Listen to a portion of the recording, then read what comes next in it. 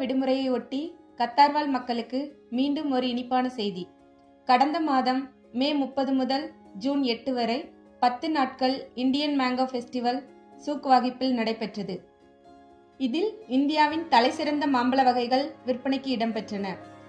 தற்போது பாகிஸ்தான் மாம்பழ திருவிழா பிரைவேட் இன்ஜினியரிங் ஆபீஸ் பாகிஸ்தான் தூதரகத்துடன் இணைந்து ஜூன் 27 முதல் ஜூலை 6 வரை நடக்கவிருக்கிறது. பொதுமக்களுக்கு ஏதுவாக 100க்கும் மேற்பட்ட விற்பனை நிலையங்கள் மாலை 4 மணி முதல் இரவு 9 மணி வரை செயல்படுகின்றன.